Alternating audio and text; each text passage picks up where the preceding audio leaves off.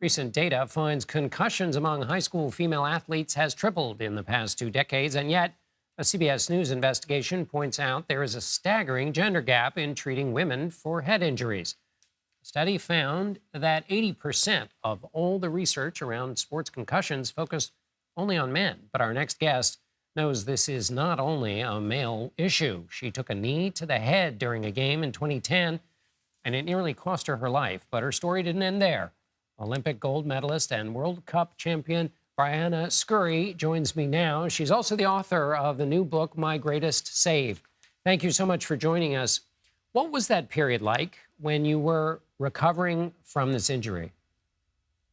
Oh, John, thanks so much for having me on tonight. It was absolutely unbearable. I labeled it being in the wilderness. Having a mentality and having a clarity and a vision with playing sports at such a high level and then literally being detached from who I was is what it felt like. I had all the typical physical symptoms like dizziness, headaches, and impairments with light, sound, and movement. But then I also had the basket of emotional issues as well after the concussion, and it just didn't get better. It kept getting worse and worse. And I was told so many times that I should be better by now, but unfortunately I wasn't. And for 3 years, I was struggling and trying to find the right treatment.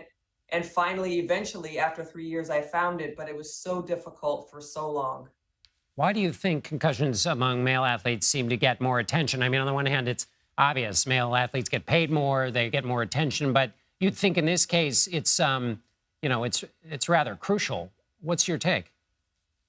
It's definitely crucial. My take is that originally a lot of the research and a lot of the money was put towards football players when the NFL started to make a real push, and the NFL Players Association pushed the NFL to do more research on athletes or former players who were doing all sorts of odd things, who were sometimes killing themselves or killing other people or acting oddly.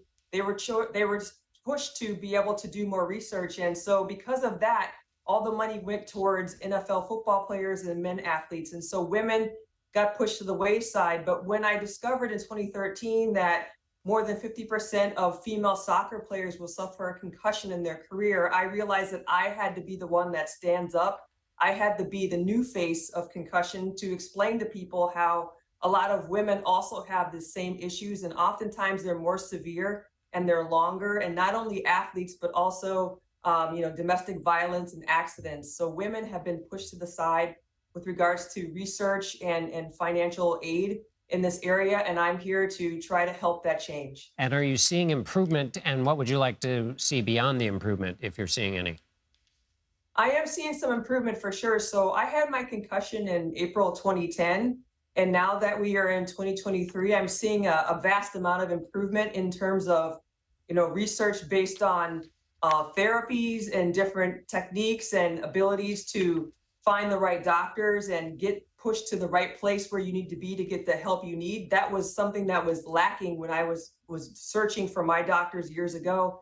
So that's one improvement. But what I'd like to see even more of is the research done on the emotional piece of concussion. So many people have a very different personality after they have a severe concussion. And a lot of people don't understand that the emotional piece is as important, if not more so, than the physical piece. So I'd like to see more research and more studies done on females and the emotional side of concussions. All right, Brianna Scurry, thank you so much for being with us. Thanks, John. Thanks for having me. Appreciate it.